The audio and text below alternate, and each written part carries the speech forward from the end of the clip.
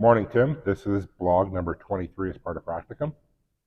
This week we're being asked to discuss classroom student groupings, favorite lesson plans, and submit practicum assessment report. Well, the practicum assessment report has been completed, and we are just in the exam stage right now at my school, about to wrap up. So there's not really much to report in terms of student groupings.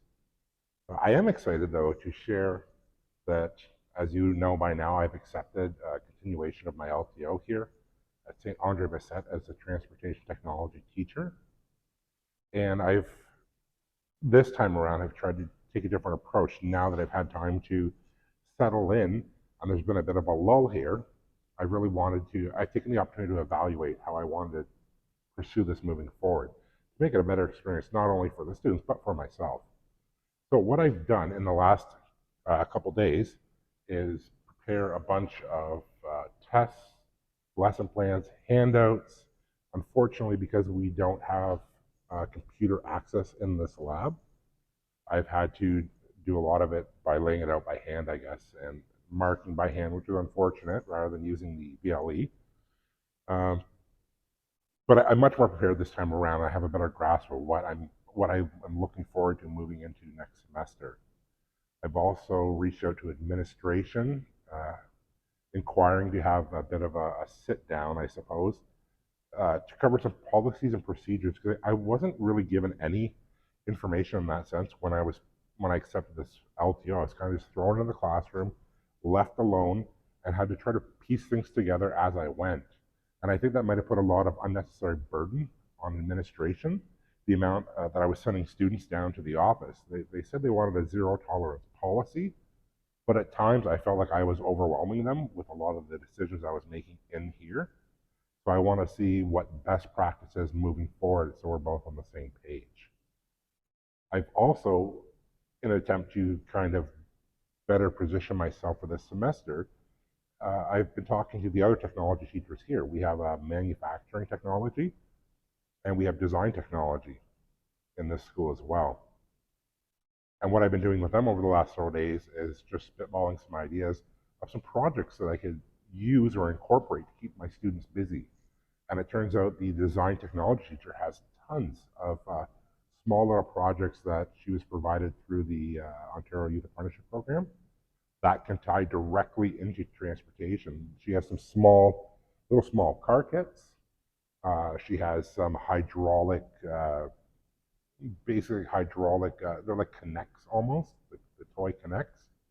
But you can test hydraulic systems and things like that, the way that you build some of these models, I guess.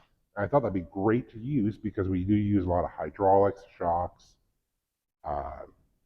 things like that in transportation. So it'd be great to get some design aspect, engineering incorporations into my classroom. And it'll eat up some time, which I kind of need in a class where I can't do a lot of servicing vehicles in the classroom. So I've taken this bit of a breather to better equip myself moving forward. And I'm excited. I'm nervous. This time I have all three of my classes have 22 students. I had the bit of a luxury last semester. I think my biggest class was 20 students and my smallest class was 16. So it's going to be much more busy this time around. I've also, based on Darren was making us formulate a curation tool as part of his program. And I don't know why, but I was sitting at home and realized that I could just start my own YouTube channel specifically for technology classroom. I think I've called it Mr. T's Technology Channel. And what I've done there is built a database of videos that I could present during classes. I've got this one health and safety unit that I've built just in YouTube with a ton of great resources that I can share with my students. And again, it's one of those, it's a bit of a time filler, but it does break up the monotony of doing paperwork. And it does alleviate the need to try to find tasks to keep kids busy at all times if I do have some kind of other educational stuff that I can show them. So I'm hoping that'll help me as well. I have had some time as well over this span to further educate myself on some transportation basics. I've been tinkering around on one of the shop cars around here so I can start doing some more demonstrations moving forward. It wasn't all bad last semester. I do have quite a bit of transportation knowledge over the years from tinkering around on my own vehicles. So it's not that I was ever lost. It was just trying to find a harmony of teaching and having students learn and keep their hands busy without destruction. And I had a hard time balancing all four of those situations at once. I was quite upset over what happened with my LTO at STA and that grievance that was filed. But retrospect, maybe it was good. Maybe 3 lines here, a fresh start here, is going to be more beneficial to my development rather than me accepting 1 line and stressing out about trying to fill that schedule for an entire semester. Who knows? Uh, but yeah, I'm excited about moving forward.